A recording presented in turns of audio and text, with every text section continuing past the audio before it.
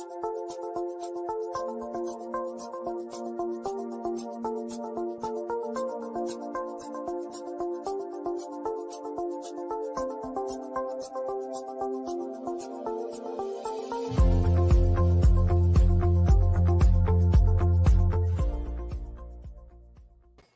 hello, I'm Janet Morena, the Executive Director of Priests for Life.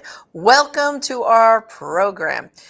And of course, in just about 2 more weeks, we will have a very, very important election, the midterm elections, where we will re-elect the entire House of Representatives, a third of the Senate, and in your local states, state representatives, ballot initiatives, amendments, all kinds of things are happening. And let me tell you, brothers and sisters, some of you are a little confused about who are the pro-life candidates and how do we vote on these ballot initiatives? What do I do? How can I figure all this out? First advice, turn off all those political commercials. Don't listen to them. Because joining me today is a very good friend of mine and Father Pavone's, is Debbie Wuthnow, and she is president of I Vote a Guide, and we're going to teach you what you can do to really make your vote count. So, Debbie, welcome to the program. Oh, Janet, so good to be with you. So, tell us a little history about iVoter Guide. That website is ivoteaguide.com. How did that develop? And tell us, the history of it a little bit. Well, I describe iVoter Guide as a tapestry woven by God. So it was begun by a gentleman named Richard Ford, who was a grassroots activist, very engaged in lobbying in Texas. And he had this realization that he had never voted an intelligent ballot. So he started researching the candidates in his county, which was Dallas County, and looking at what they did. He really formed the philosophy that iVoter Guide uses of looking at what a candidate does, not just what they say they're going to do. So he gathered their campaign finance data, their endorsements. If they had ever held office, he gathered their scorecards on important, legislation that they would vote on or vote against, and as well as giving them surveys. And then he gathered friends around a coffee table or his conference table to evaluate and give grades to each of those candidates. Then he printed it and passed it out.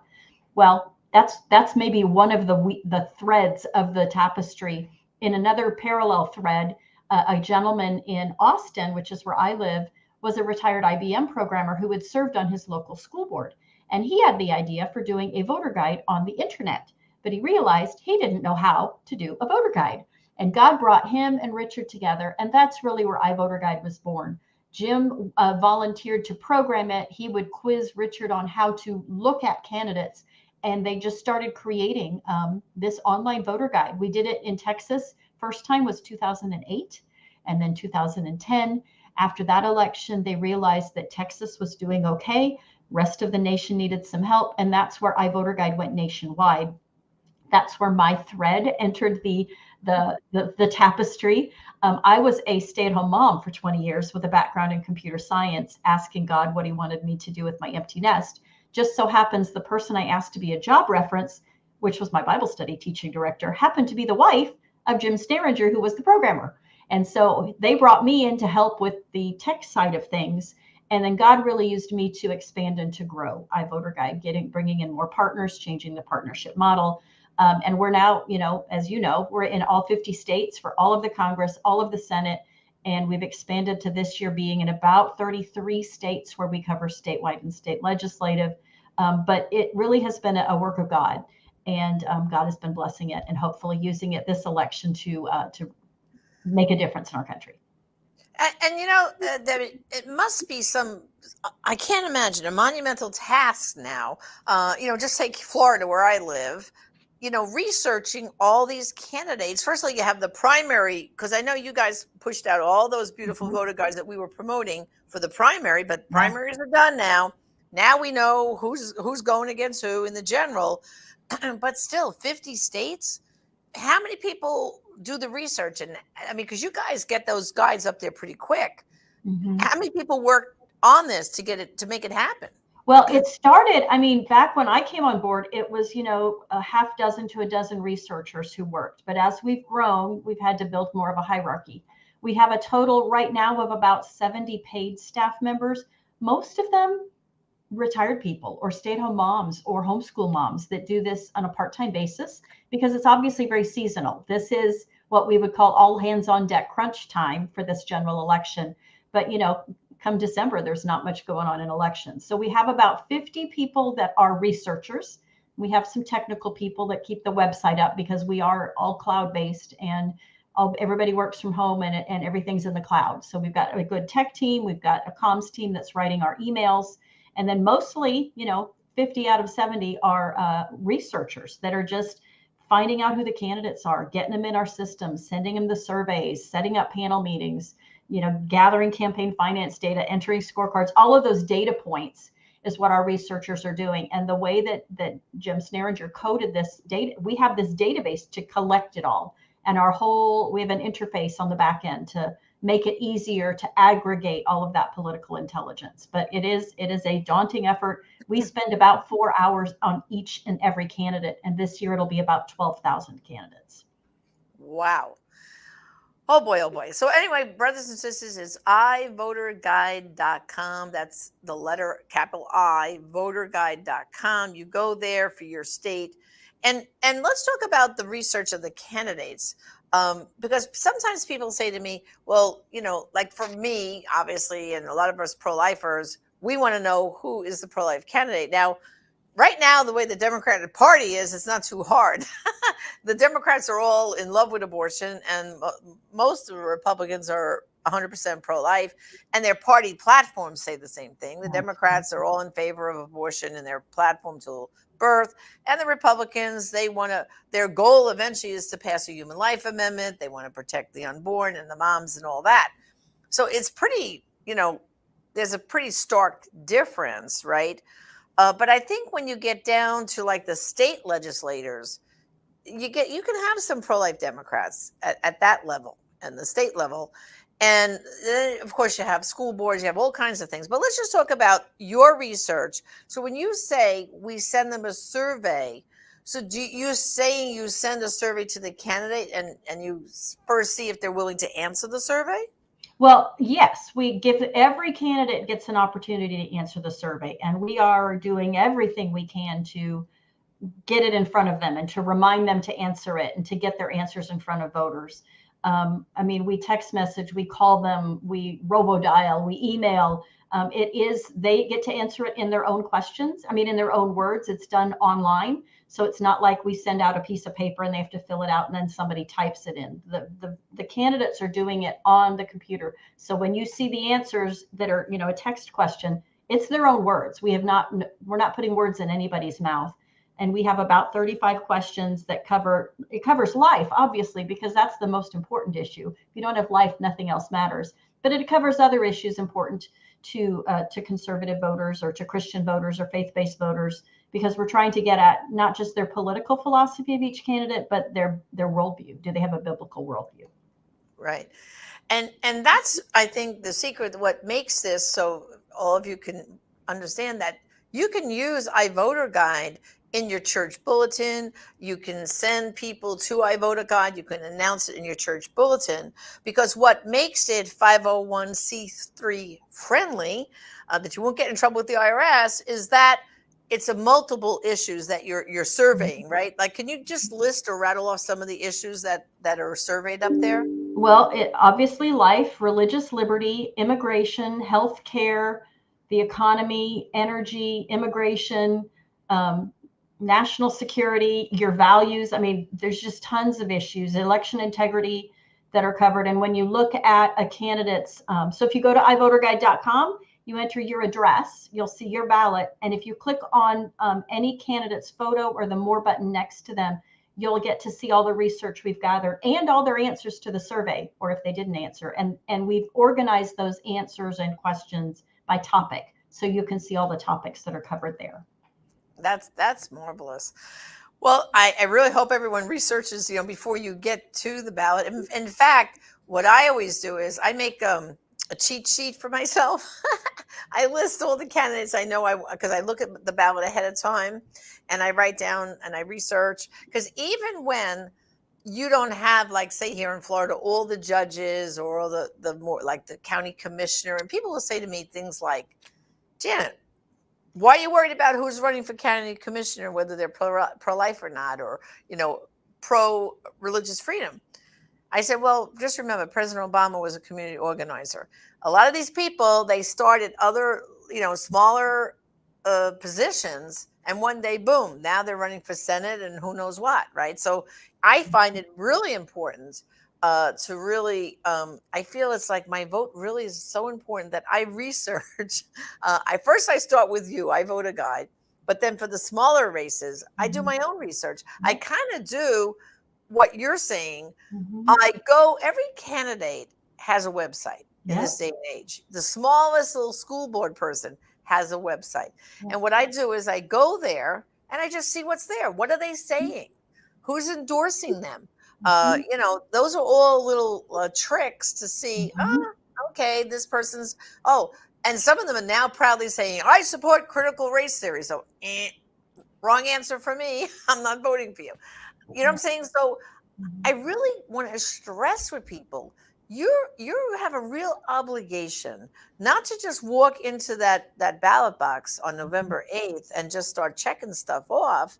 You got to know what you're doing, don't you, Deb? You completely need to know what you're doing, and that's why we exist, is to equip people like you and like me that need information on those candidates. So Janet, I would suggest this time when you start your cheat sheet, you go to iVoter Guide first, and Right. there's a little printer icon in the upper right, and you click print, and it'll list all the candidates that we've covered so that you can choose your candidates, and then use that piece of paper, start writing your local candidates. And you're spot on. What we look at is what's on their website, what's on their social media, find their Facebook page, or if they tweet. Right. That's where they really will, have they marched in the March for Life, or are they marching in a pride parade? I mean, that tells you something about what is important to them and if you want to vote for them or not. Exactly. Now, this particular season, since we had the overturning of Roe v. Wade, as you know, in a lot of states, several states, there's going to be what we call propositions, ballot initiatives, and all that.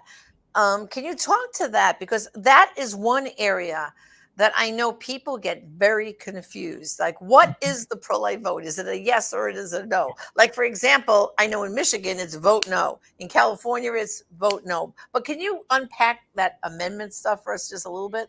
Well, it's one of the things that we get requested most often is, give me information about the ballot measures. Sometimes they're constitutional amendments, sometimes they are something more locally. So we realized how important that information and that clarity for voters is. So our tech team really rushed out and is trying to get out a capability to cover ballot measures. And we will be covering the life related measures as well as the election integrity related measures that are on the ballot in November. And all I have to do is look to what happened in Kansas in the primary, because it was a pro-life amendment, but nobody really understood. It was worded so confusing that nobody really knew what the right vote was, what, Right. or wrong vote was. So what our goal is to again educate and give clarity to voters. We're going to include the ballot language, which, frequently if you have no information, you walk into the ballot box and you read it and you're like, well, what does that mean?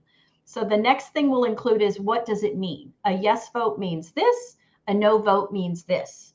And then we're going to include arguments either in favor or opposed, as well as some financial, who's funding the different sides of that measure, because, it could be Planned Parenthood, it could be National Right to Life. That tells you what the right vote or wrong vote might mean, as well as who's endorsed it or supported it. So we're going to give that kind of in a side by side for those amendments. And so there are two pro-life amendments, one in Kentucky that is going to put a basically protecting human life in on their constitution. So it's similar to what Kansas attempted to do, but it's more clearly worded, and that will be the first one that we roll out. The other pro-life amendment is in Montana, where they are getting, it's called the medical care requirements for born alive infants. Ridiculous that we have to even pass something to Right. protect born alive babies, but we do. So you need to get out there and vote for that one. And then the other three relating to life are actually codifying Roe. They're making abortion legal. So in California, Proposition 1, we do, it's codifying no, you want to vote no. In Michigan, it's the same thing. It's called the Right to Reproductive Freedom Initiative. And since it's trying to codify abortion, a no is the pro-life vote. And Vermont, same thing. Individuals' right to personal reproductive autonomy. They always use the words to kind of to cloudy the issues. But our goal is to provide clarity to the voters on those life amendments. Right. And, I want everyone to really understand the seriousness of those amendments, because what it's doing is it's going to put it in your state constitution. So what it will do, like, for example, in Michigan has a lot of good pro-life laws already on the books. So when Roe was overturned, then a lot of these other laws just became, here they are. They're okay now because we got rid of Roe. And so if they enshrine this with this amendment, this prop in their constitution, in order to get rid of it, first of all, it will nullify all those pro-life laws. They will go out the window. They won't exist any longer. It will enshrine abortion to birth in their constitution. And in order to change a constitutional amendment, as you know, Deb, that is an extremely steep hill to climb. It's almost impossible to do. So this is very, very serious. And this is the strategy of Planned Parenthood and the pro-abortion movement. They have decided, you took away Roe from us, because they spent all these years feeling, very nice and confident. We got Roe. We're good. But now that it got overturned, this is their strategy, enshrine it in the Constitution. And we already have some states that have done it. New York and New Jersey, it's still birthed in their constitution, especially in New Jersey. That's terrible. So we really want to encourage everyone to go to ivoterguide.com. Again, ivoterguide.com. And please look up all these amendments and these ballot initiatives, because it's really a matter of life and death. It's whether your state will remain pro-life or you're going to be stuck and hands shackled with abortion on demand. So I can't stress that enough. But can you talk, because a lot of people are concerned about election integrity. You mentioned that is another initiative that's out there, because some people are still kind of feeling fretful. Is my vote really going to count? Well, the first thing we want to tell them to do is vote on election day. That's the most important thing. If you can, if you're going to be traveling for business, then of course use a mail-in ballot. But if at all possible, vote on election day. But tell us about some of the election integrity ballot initiatives. Well, if you recall, when the Democrats took over the House, their House Bill 1, HR 1, was on federalizing elections and opening up elections and basically codifying a lot of those COVID changes or tweaks that allowed possibly some shenanigans to take place in the election process in many states, particularly the blue states. And so a lot of these states are trying to now get into constitutional amendments or laws in their state to codify what they couldn't pass at the federal level through HR 1.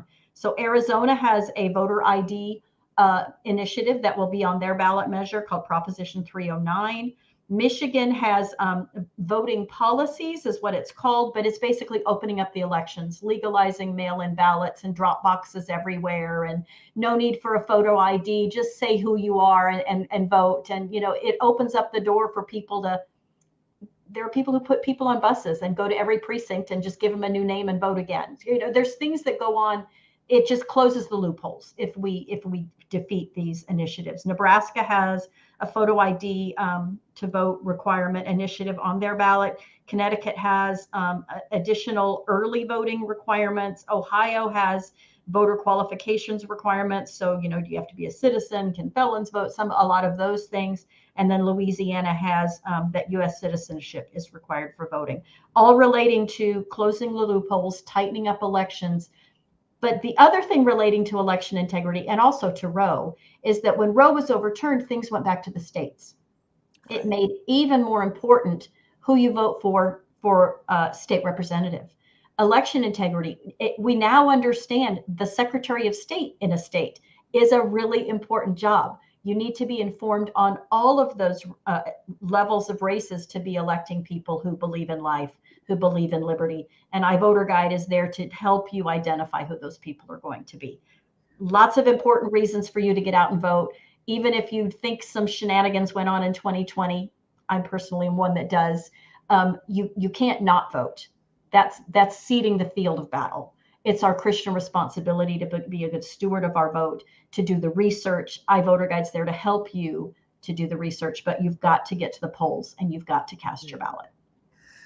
And let's talk just for a minute about the Secretary of State in each state. That is a very important job, because if you didn't like what happened in 2020, and there were those states that there were a lot of questions where they were counting ballots well after Election Day and doing all these things, it could have been nipped in the bud had the Secretary of State say they were not going to certify the vote, right? I mean, when everyone got all upset with the Vice President Pence about, oh, you should have been doing something, the finger pointing really should have been to the Secretaries of State, right, Deb? Because they're the ones who then passed the Electoral College vote on to be accepted. Yep. They could have just said, nope, we can't send these electors. There's some questions. We have to do a recount, whatever they wanted to do. But the Secretaries of State in all those states, I say shame on them. Isn't that where the blame really belonged? It does. And if you look at a state with voter rolls who are overinflated or they haven't purged it, I mean, they call it voter purge, but it's people who move and they shouldn't be allowed to vote, or people who pass away and nobody should vote in their names.